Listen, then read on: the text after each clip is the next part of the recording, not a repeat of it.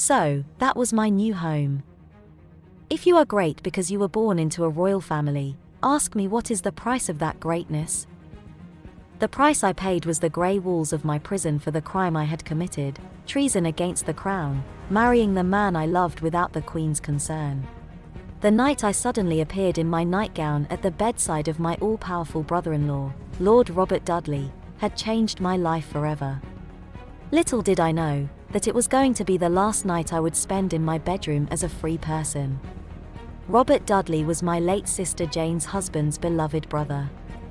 I knew about the affection which Robert had for Guildford, and my last and only hope was he would have mercy on me and plead with the Queen on my behalf. My lamentations soon roused him, and, to his amazement, he beheld me kneeling by his bed, shaking with sobs, and in a most awesome state of mind. With streaming eyes I confessed everything, and besought him to induce the Queen to be merciful to me, and entreated him, in the name of this slaughtered brother, whom he had fondly loved, to go to the Queen and obtain her pardon. My nocturnal visit placed Lord Robert in a very difficult position. Elizabeth invariably slept, as already said, in a chamber adjacent to his, and moreover communicating with it. Dudley was frightened out of his wits lest the Lioness of England should suddenly rush in to pounce upon me, weeping in my night gear. So he managed to get rid of me as soon as he could, and with the promises to have a word about me with the Queen pushed me out of the chamber. On the following morning he told Elizabeth the whole story, whereupon that royal virago burst into a whirlwind of rage, the immediate result of which was that I was sent to the Tower that afternoon, and lodged in the part of it known as the Belfry.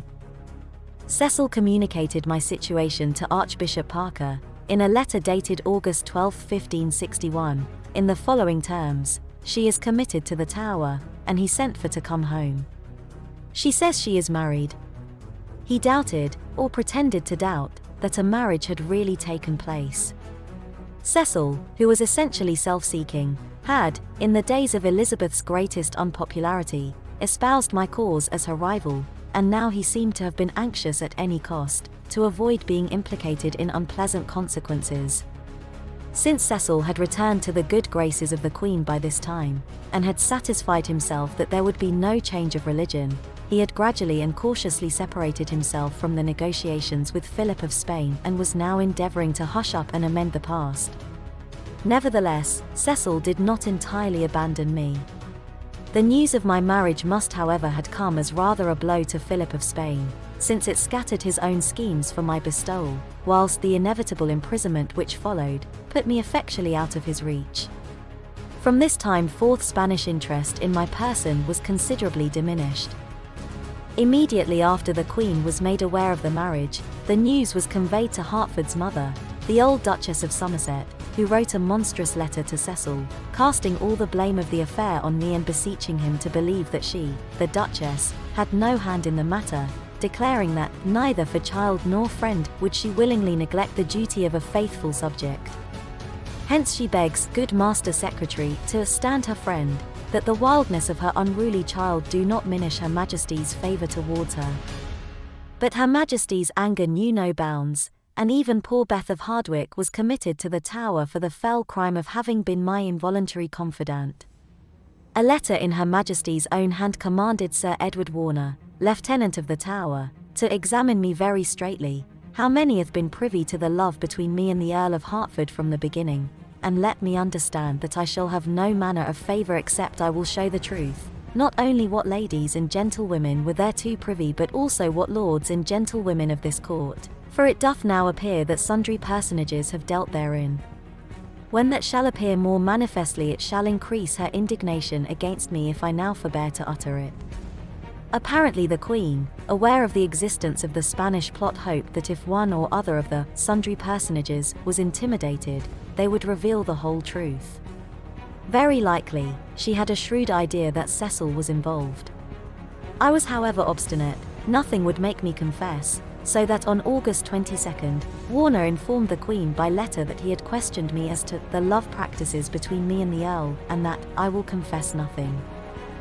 Soon afterwards, Sir Edward received orders to furnish my apartment with some of the cast-off splendour which lingered in the forsaken state apartments of the Tower. This furniture had very likely been used by my sister, the Lady Jane during the 9 Days' Reign, or even by Elizabeth herself when a prisoner, and it was, though obviously with the signs of grandeur, much worn, torn, and defaced.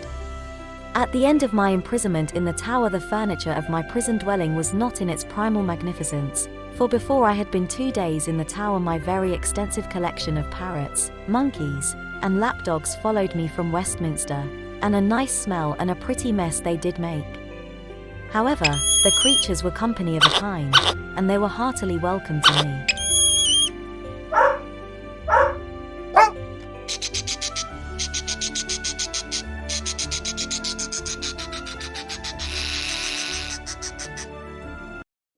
Meanwhile my miserable bridegroom, recalled, apparently without warning of the fate which awaited him, from Paris, had arrived at Dover, and was promptly lodged in Her Majesty's house, the castle.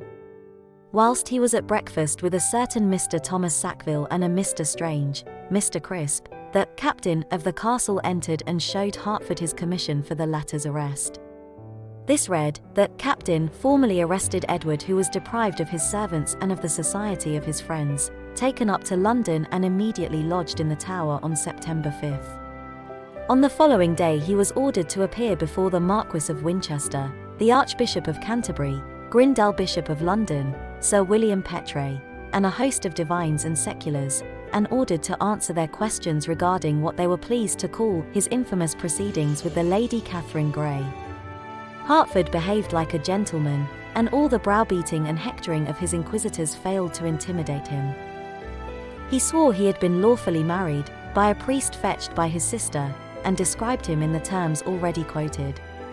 Search was forthwith made for this priest, whom people rightly imagined to be a Roman Catholic, but it was not until 46 years later, in the reign of James I, that he was discovered, and the validity of the marriage proved.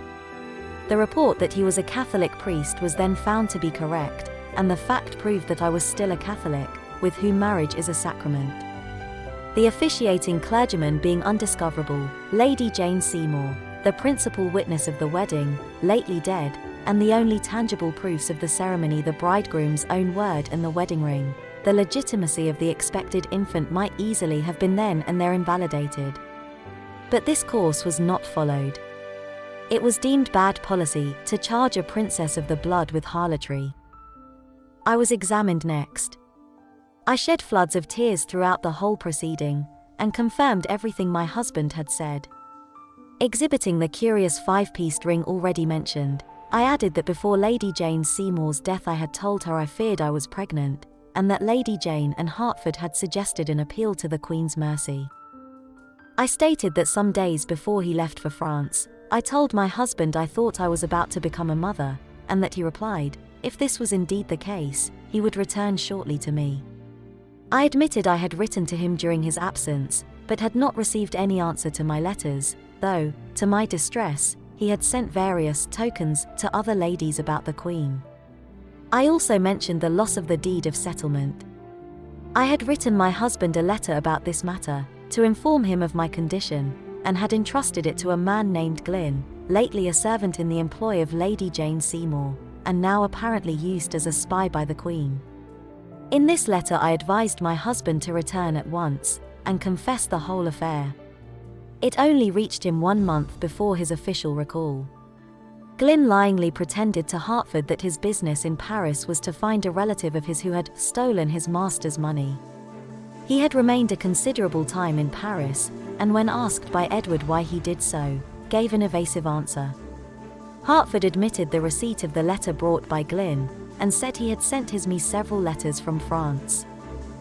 Whether the post service was hopelessly inefficient, or whether Hertford was not telling the truth when he said he had written me several letters, I was not able to affirm, but I swore that I never received a single line, although admitting that Lord Henry Seymour, Hertford's brother, when I was at Havering in Essex, gave me a pair of bracelets from the Earl.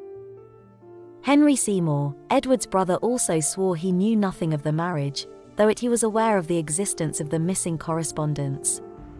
Elizabeth could possibly have thrown considerable light on the subject and even have produced the letters, had it suited her purpose so to do, for without doubt they were in her possession.